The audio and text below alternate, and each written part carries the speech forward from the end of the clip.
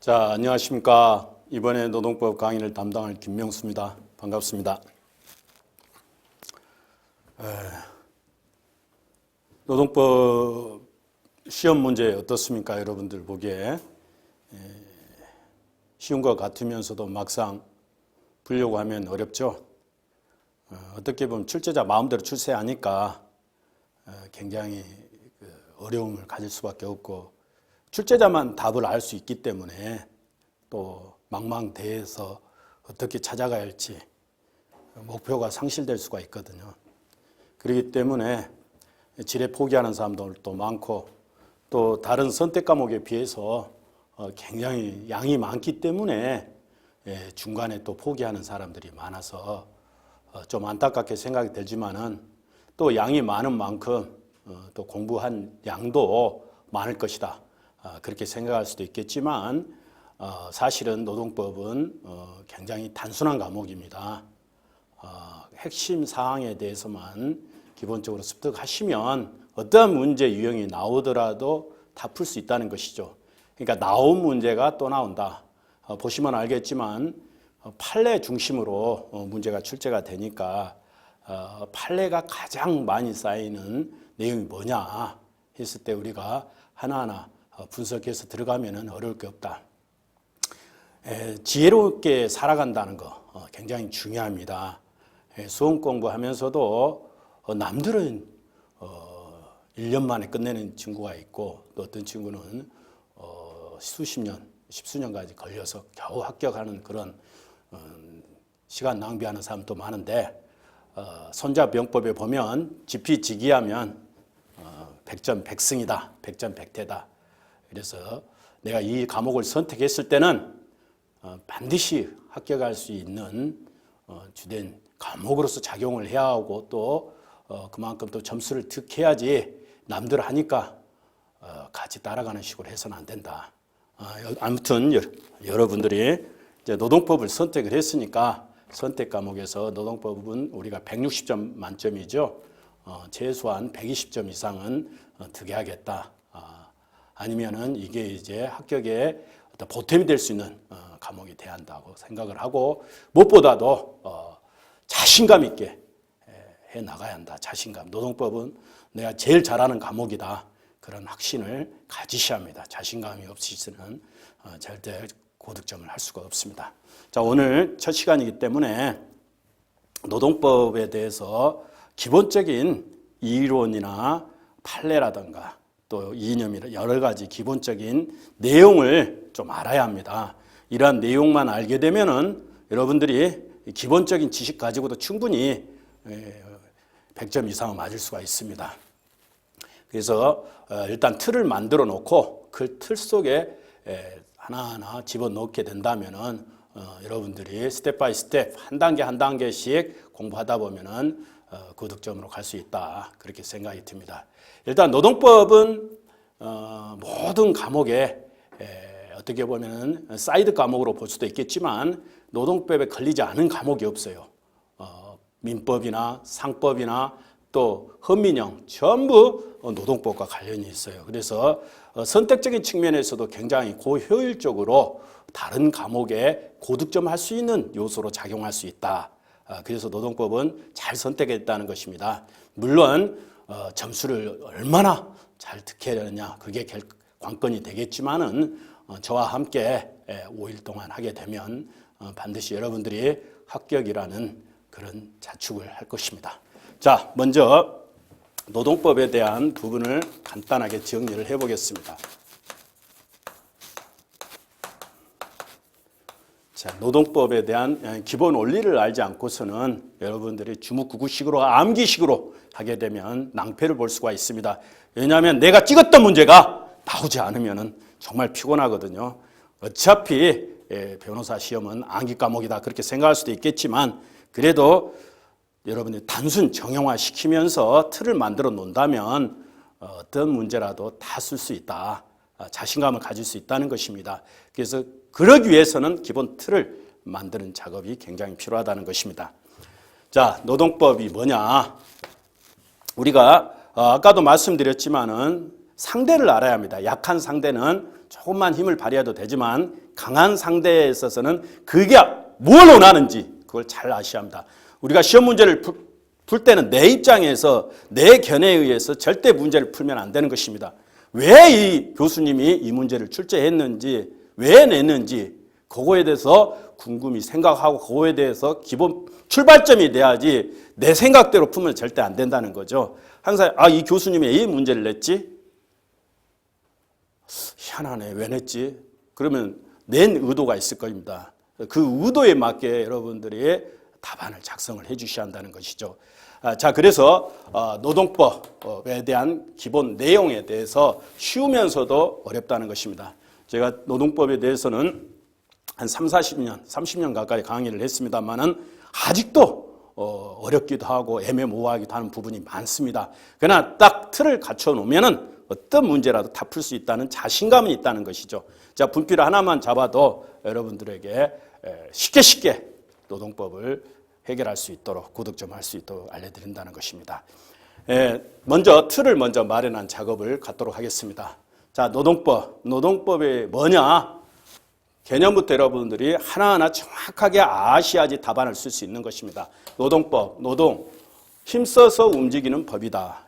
그러니까 왜 힘써 움직이느냐? 한마디로 말하면 먹고 살기 위해서 하는 것입니다. 먹고 살기 위해서. 그래 생존을 위한 법이죠. 그렇다면은 우리가 형식적인 틀 속에 놓고 봤을 때 노동법은 어떻게 구성되어 있는가, 이론이 구성되어 있는가를 먼저 도출해야 할 것입니다. 그래서 모든 법의 모법인 헌법에서 여러분들이 근거를 찾으셔야 합니다. 그래서 헌법을 보면 가장 이념적인 근거 규정이 나옵니다. 모든 법의 근거 규정이 될 수도 있습니다. 우리가 왜 법을 만들고 법을 적용을 하고 법을 관리 유지하느냐? 바로 이것 때문이죠. 인간의 존엄성입니다. 인간의 존엄성을 유지하기, 존엄성. 그리고 행복 추구권입니다. 행복 추구권. 행복을 추구할 수 있는 권리. 누구나 다 가지고 있다는 것입니다. 행복 추구권. 이게 헌법 10조에 있죠. 헌법 10조에. 인간은 존엄성을 가지며 행복을 추구할 권리를 가지고 있다. 여기서부터 시작이 되는 것입니다. 행복을 추구하기 위해서 보다 더 잘 먹고 잘 살기 위해서 한다는 것이죠.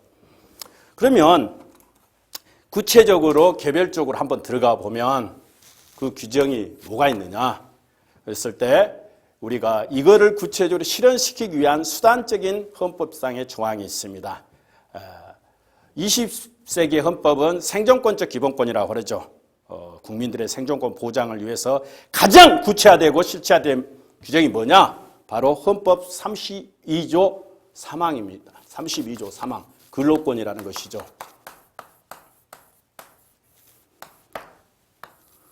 근로자의 근로조건은 인간의 존엄성을 보장하도록. 여기 나왔죠. 근로자의 근로조건은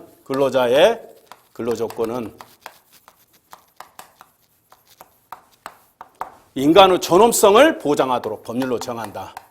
인간의 존엄성을 보장하도록.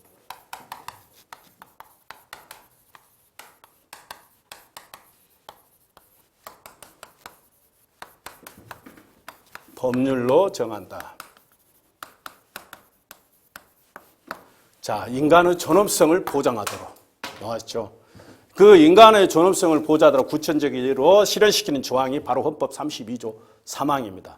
그리고 행복추구권이 있습니다. 행복추구권이라는 것은 보다 더 잘 살 수 있는 권리, 누구보다 더 상대적으로 현재보다도 내일은 더 잘 살 수 있고 과거보다도 현재가 더 잘 살 수 있도록 해야죠. 그것이 뭡니까? 근로조건 향상으로 도출이 되는 것입니다. 자, 근로조건이라는 개념이 굉장히 중요합니다. 여기서 보면은 근로조건. 근로조건이 뭐냐 했을 때는 임금이라든가 근로시간이라든가 가장 중요한 부분이죠. 그리고 휴식이라든가 안전, 보건, 재해, 보상 이러한 부분들이죠. 다. 자, 이런 부분들인데 그렇다면은 이 행복을 추구할 수 있는, 보다 더 잘 살 수 있으려면은 한 푼 더, 어제보다 오늘 한 푼 더 받으면 잘 살 수 있고, 또 마찬가지로 근로 시간이 축소되면은 또 문화생활을 할 수 있을 것이고, 또 휴식 시간이 많으면은 뭐 심지어 해외 여행도 가질 수 있는 그런 행복한 생활을 할 수가 있겠지요. 이게 다 임금에 대한 임금 근로시간 다 근로조건과 관련된 부분인데, 이거를 보다 더 한 단계 갈증 향상을 시켜야 한다는 것이죠. 그래서 그것을 구체적으로 실현시키는 조항이 뭐냐? 그래서 노동 3권이라고 합니다. 이거를 노동 3권. 이거는 헌법 33조 1항에 있죠. 근로자는 근로조건 향상을 위하여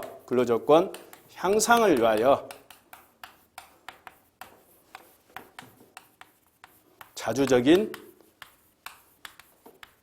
자, 노동 3권이라고 했으니까 세 가지 권리가 되겠죠. 뭡니까? 단결권, 단체 교섭권, 단체 행동권을 가진다. 3권을 가진다. 여기서 중요한 근로조건 향상이 뭐냐? 바로 행복을 추구할 수 있는 권리다. 그런 것이죠. 행복을 추구할 수 있는 권리. 바로 인간의 존엄성과 행복 추구권을 바탕으로 해서 근로권과 노동 3권. 그런데 왜 용어상에 근로라고 쓰고 여기는 노동이라고 쓰느냐? 이게 좀 이해가 안 되는 부분이 있습니다. 우리가 애국법을 개수하다 보니까 조금 착오가 있는 것 같은데, 근로라는 것은 사용 종속성을 강조한다는 것이죠. 수동적인 입장이고, 노동이라는 것은 자기가 나서서 하는 자주성의 발로로 이루어진 것입니다.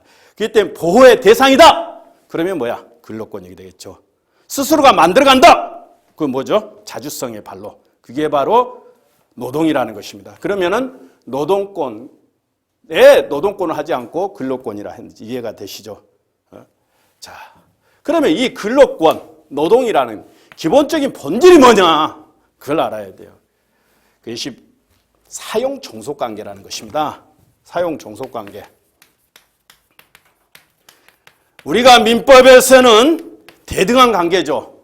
대등한 관계이기 때문에 자유의사에 따라서 국가가 개입을 하지 않습니다.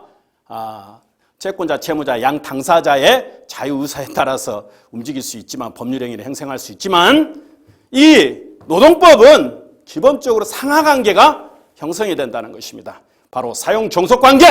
다시 말하면 지명령을 받는다는 것이죠. 지명령. 누구의 명령? 사용자의 지위나 명령을 받고, 또는 사용자의 관리 처분을 받고 있기 때문에 그 사회적인 약자에 대해서 바로 뭐냐?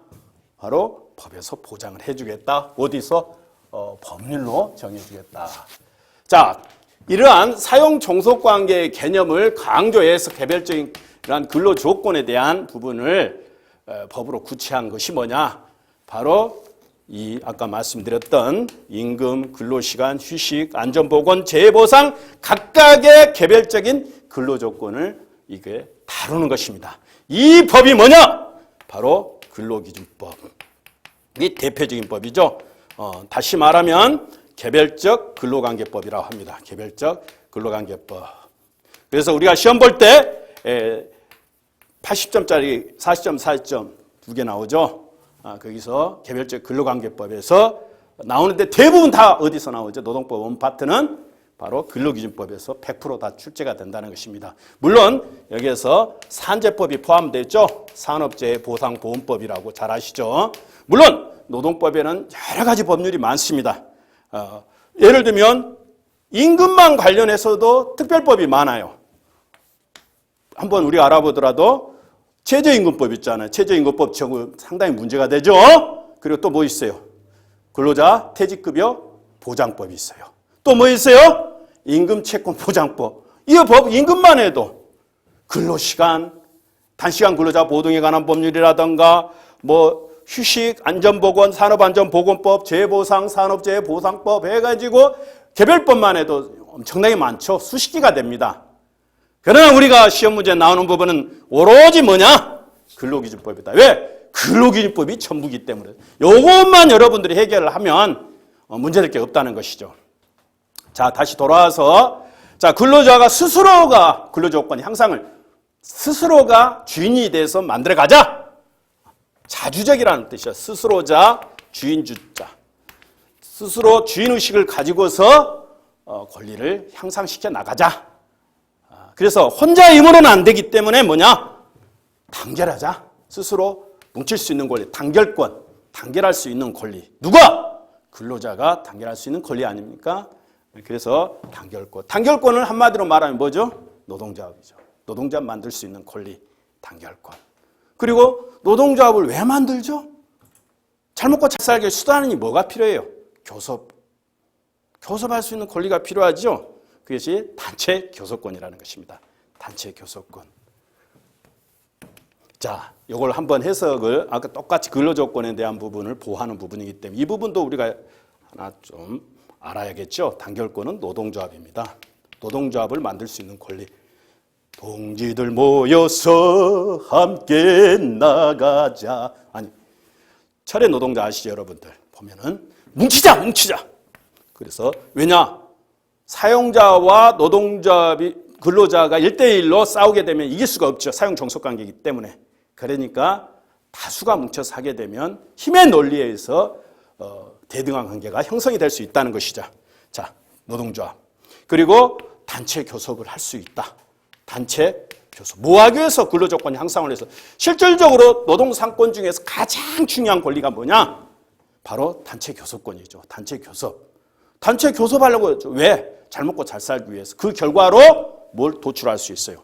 단체 협약. 그게 결정체죠. 단체 교섭과 단체 협약. 자, 단체 교섭과 단체 협약.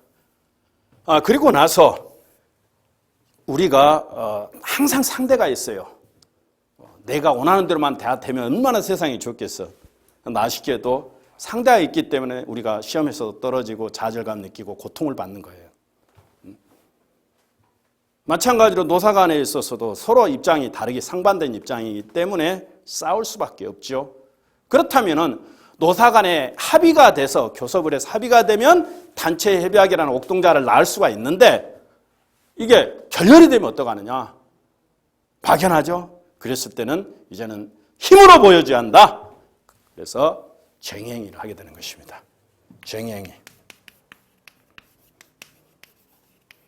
쟁행위가 뭐냐? 노사관계 당사자가 자신의 주장을 관철할 목적으로 행하는 행위와 이에 대항하는 행위로서 업무의 정상적인 운영을 저해하는 행위다. 그러니까 업무의 정상적인 운영을 저해하는 행위라면은 우리가 쉽게 말해 형법에서는 업무 방해죄가 됩니다. 노동조합이 파업을 하게 되면은 업무 방해죄가 되죠.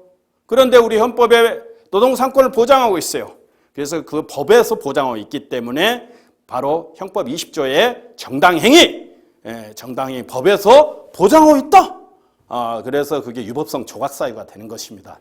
그래서 형사 면제, 형사책임 면제, 민사책임 면제가 되는 거예요. 그러면 쟁의의 행위가 들어가기 전에 조정 절차를 거쳐야겠죠. 아니면 둘 다 멸망할 수 있기 때문에 사용자는 부도나고 근로자는 퇴출되기 때문에 그래서 그 전에 조정 절차를 거치게 되는 것입니다. 서로 입장을 고려해서 제3자가 개입을 해서 조정 절차를 거쳐서 원만하게 평화적으로 해결을 하게 된다는 것이죠. 의뢰한 노동상권 행사에 있어서 전반적으로 보면은 사용자는 항상 개입을 할 수밖에 없어요. 왜? 내 사업장을 꾸려나가기 위해서는. 그렇죠?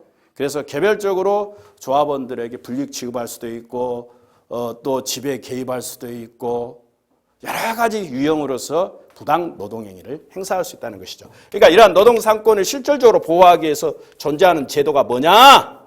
바로 부당 노동행위로서 형사처벌의 대상이 된다는 것입니다. 실효성 확보 차원에서 부당 노동행위. 자, 그러면 우리가 이제 시험 문제에서 이제 중요한 부분은 뭐냐? 우리가 세상에서는 공략할 수 없는 건 없어요. 다 하면 돼요. 우리가 안 해서 그렇지. 찾아와서 우리가 태산이 높다 하되 하늘 아래 매이로다. 오르고 또 오르면 못 올렸구만. 노동법이 너무 어렵단 말이야. 그게 아니에요. 가다 보면 세상에 이렇게 쉬운 과목이 어디 있느냐. 저는 직장생활 하면서도 노동법을 강의하고 노동법이 저에게는 전부였다고 저는 생각이 듭니다. 오히려 직장생활 했을 때보다도. 그만큼 쉽게 이해할 수 있었고 또 현실에 가장 많이 접할 수 있기 때문에 노동법은 진짜 저의 천직이라고 볼 수 있어요. 보면 항상 그래서도 시간만 되면 노동법 강의를 언제 어느 곳에 다른 거 다 뿌리치다 하는 것입니다. 그만큼 가치가 있어요. 노동. 자, 여기서 근로조건에서 중요한 부분이 있습니다. 가장 중요한 것이 뭐냐? 바로 근로계약입니다. 이 계약이 전제가 돼야죠. 계약이 전제되지 않으면은 우리가 만날 수가 없어요. 오늘 여러분들 강의 들을 때도 여러분들이 제 강의를 듣기 위해 수강료를 내고 저 또 수강료를 받았기 때문에 강의를 해드리는 겁니다. 무료로 하는 거는 이건 노동이 아니에요. 이건 기부행위, 봉사활동에 불과한 것이죠. 그래서 열심히 안 합니다. 봉사활동 같은 경우. 공짜로 받으면 우리 공짜 근성이 있기 때문에 운동을 하더라도 내 돈 주고 가서 운동을 해야지 아까우니까 하지 남이 돈 대주면 안 하거든. 공짜로 해달라고 하면은 마찬가지예요. 반드시 근거가 있어야 합니다. 근로계약. 그 근로계약, 근로자와 사용자가 서로 약속한 거죠. 임금을 지급하고 너가 근로를 제공하면 근로 제공의 대가로 임금을 지급하고 이게 가장 큰 틀입니다. 그래서 이제 근로조건의 전반적인 부분 이런 부분들이 다 뭐죠? 근로조건이죠. 그러니까 근로조건 중에 제일 중요한 게 뭐야? 임금이죠. 그러니까 임금을 지급하고 근로를 제공받을 의무가 있다. 그래서 근로계약에 대한 부분. 시험 문제 보니까 한 8, 90%가 근로계약에서 다 나오더라고요. 보니까. 공부할 거 없어요. 사실 여러분들 보면은. 노동법. 근데 이제 교수님들이 또 권위가 있잖아요. 그렇다고 쉽게 낼 리가 있습니까? 쉽게 낼 수도 있는데 교수님들께서 그렇게 쉽게 내지는 않죠. 그런데 들어가 보면은 다 간단해요. 문제를 보면은 사례 유형 문제라고 어마어마하게 길어요. 딱 보면은 핵심 부분만 딱 발췌하면 아무것도 아니야. 해결하는 거. 너무너무 쉬워. 너무너무 쉬워요, 여러분들. 근데 보니까 너무 어렵다. 이걸 어떻게 풀어, 이만. 그러니까 처음부터 선입견을 갖고 있는 거예요. 선입견을. 여러분들이 이제 수영 배울 때도 마찬가지예요. 그냥 막 수영하려고 하면 안 되잖아요. 체계적으로 기술 배우면은 그보다 더 쉬운 게 없고, 또 골프도 마찬가지고, 막 치고 싶고. 그러나 처음에 칠 때는 막 장작 패듯이 하잖아요. 안 돼요, 안 돼. 10년, 20년, 30년이 지나도. 제대로만 배우면 돼, 제대로. 그래서 세상에 가장 지혜로운 사람이 뭡니까? 끊임없이 배우고, 그걸 자기 것으로 만들 수 있는 지혜가 필요한 거예요. 자기 것으로 만들어야 합니다. 그래서 여기에서 중요한 근로계약. 근로계약에 의해서 이러한 근로조건에 대한 것을 약속을 한다는 것입니다. 전반적으로. 그래서 근로계약이 여기에서 시발이 되기 때문에 시험 문제가 나온다면 100% 여기서 나온다는 거죠. 간혹가다 근로조건에서 중요한 부분이 뭐예요? 임금이죠. 임금도 뻔해요. 임금이 나온다면 뭐가 나오겠어? 통상임금과 평균임금. 또 뭐가 있어요? 휴업수당. 이 정도? 판례를 잘 봐요, 여러분들이. 가장 분쟁이 많이 발생하는 것이 뭐야? 판례 보면 알잖아요. 판례에서 이 자본주의 사회는 뭡니까? 자본이 주인인 이념을 가지고 있는 사회. 돈이 최고야, 돈. 돈과 싸움이에요, 돈. 누가 이기느냐. 그래서 돈과 관련된 것입니다. 그게 시험 문제 나온다는 거예요. 그래서 이 임금. 그래서 근로시간에 대해서는 거의 시험 문제 안 나오잖아. 왜? 근로시간은 기술적인 부분이잖아요. 법조문 내용대로만 서술해주면 되는 거고. 또 휴게, 휴일, 휴가 부분도 이제 간혹가다 연계를 시킬 수가 있죠. 연차 유급 휴가와 관련해서 뭐 임금과 관련하든가. 다 그게 임금과 관련돼 있죠, 보면은. 그리고 이제 산업재해보상보험법 이번에 이거는 나올 것 같다. 나오는 거 뭐 하나죠. 업무상 재해 인정 요건. 이거만 하나만 보면 돼요. 근데 사실 나오기는 쉽지 않죠. 업무상 재해 인정 요건, 업무 수행성, 업무 기인성 이걸 어떻게 밝혀줄 수 있느냐. 나머지 부분은 다 뭐야? 기술적인 부분이죠. 기술적인 부분. 그렇죠? 그 산업안전보건, 기숙사, 뭐 여성과 소년 이 부분 다 법조문에 나와 있는 거란 말이지.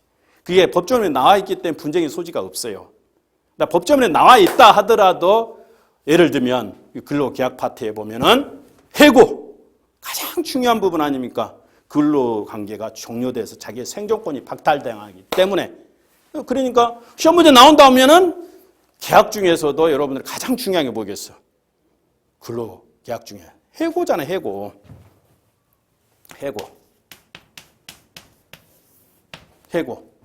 시험 문제 나오면 대부분 해고에서 시작해서 해고로 끝난다. 그렇게 생각하시면 돼요.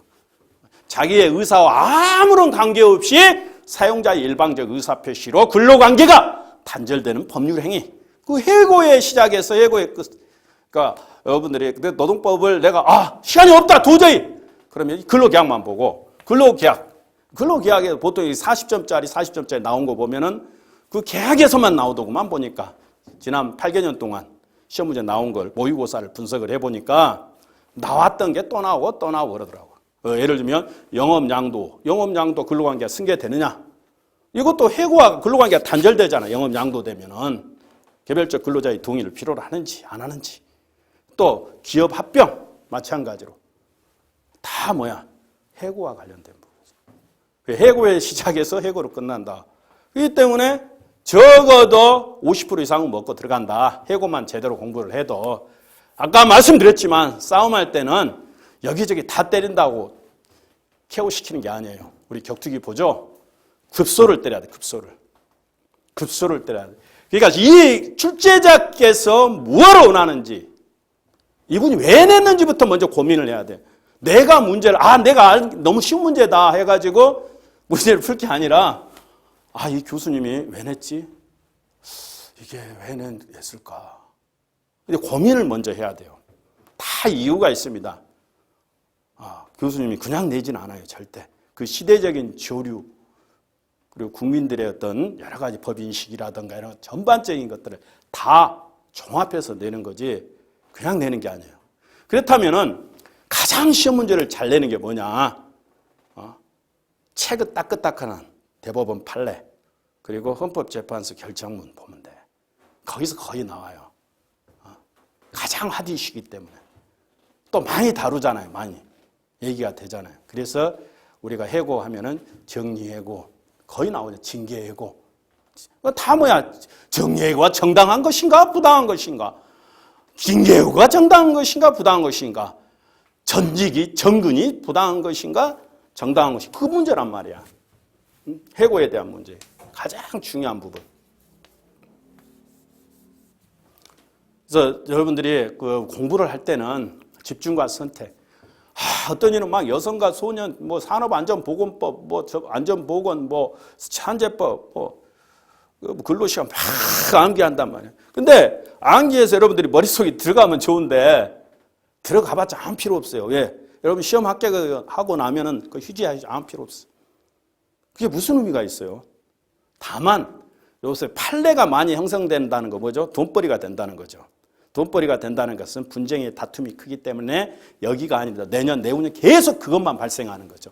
이 분야에서 여러분들이 노동법을 제대로 전문 지식을 습득하게 되면은 그 분야에 탁월한 능력을 발휘할 수 있다는 것입니다. 인간이 제일 사는 문제가 뭐야? 돈 문제 아닙니까? 돈 갖고 부모 형제 간에도 싸우고 그러는데, 그래서 돈과 관련된 부분, 바로 노사관계. 이건 정말 중요한 부분이다. 어떻게 보면 민법 다음으로 가장 중요한 과목이 아닌가. 우리가 살아가는 데서 누구나 다 노사관계가 형성이 됐잖아요. 근로자잖아요. 여러분들 공무원들도 마찬가지고, 여러분들 또 변호사 시험 합격하면 판검사도 되고 또 변호사가 되든 어쨌든 간에 다 노동자잖아요. 근로자. 다 관련돼 있어요. 그래서 일단 여러분들 중요한 거는 해고에 대한 부분을 정확히 알아야 한다. 그래서 문제에 어떤 문제가 출제가 됐느냐. 내가 지피지기하면 아까 백전백승이라고 했죠. 집중과 선택을 어떻게 하라고 그랬어요. 자, 이제 8년 동안 출제가 됐단 말이에요. 이번 시험에서 노동법 점수 못 맞은 바보. 한 번, 두 번 실수하는 건 이해가 돼요. 한 번, 많으면 두 번. 근데 그 이상 실수는 절대 용납. 그거는 이제 인생 포기한다고 하면 좀 그렇지만은 스스로가 반성을 해야 합니다. 스스로가. 이렇게 쉬운 문제를, 그런데 다른 과목은 나 얘기하지 않겠지만